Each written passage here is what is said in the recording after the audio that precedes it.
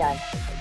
Dans une récente étude du recrutement djihadiste en Europe, Rajan Basra et Peter Herneman ont mis en lumière non pas le rapprochement entre criminels et terroristes en tant que groupe ou organisation, mais celui de leur réseau, de leur environnement ou de leur milieu.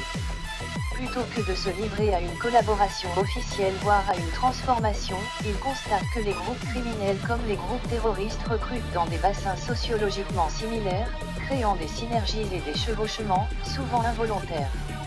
Ce nouveau lien criminalité-terrorisme a 4 caractéristiques. Il impacte les processus de radicalisation, la participation à des activités terroristes pouvant être un moyen de rédemption et de légitimation de la criminalité. Il souligne le rôle des prisons comme milieu de radicalisation et de rencontre entre criminels et extrémistes. Il met l'accent sur l'acquisition de compétences et d'expériences susceptibles d'être utiles pour les terroristes, en particulier l'accès à des armes, des faux documents et la familiarité avec la violence. Il facilite le financement du terrorisme, en particulier par la petite délinquance. En dépit des différences d'approche et de perspective, les 3 types de liens, institutionnel, organisationnel et social ne s'excluent pas mutuellement. Pris ensemble, ils fournissent le cadre analytique du projet, lien criminalité et terrorisme.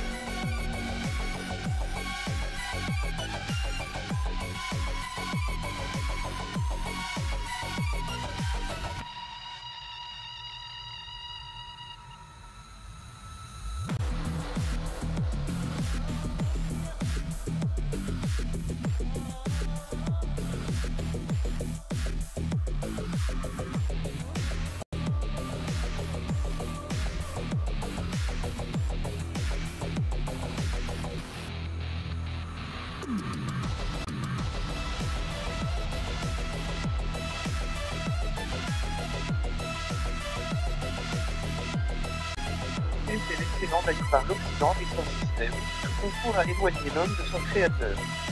C'est-à-dire la corruption, la consommation de l'alcool, enfin la dépravation des mûresses, choses qui nous ont conduits à prendre les armes pour défendre les valeurs intrinsèques de l'islam. Nous allons protéger les valeurs de l'islam au péril de notre vie s'il le faut. Les êtres humains devraient toujours avoir en tête le Saint-Coran, car toute force des ténèbres, tout bien, et même le savoir s'y trouve. Dieu créa l'homme sur la terre et sa destruction est l'œuvre de Satan, mais le diable n'a pas de force sur les élus de Dieu que nous sommes. L'objectif du diable est de détruire la religion musulmane. L'État a favorisé la dépravation des mûresses, en saisissant les biens des musulmans comme taxe d'imposition, ensuite à travers les sociétés d'assurance qui prennent des sommes allant de 50 000 francs, 50 000, l'année à plus et promettent de vous défendre en cas d'accident.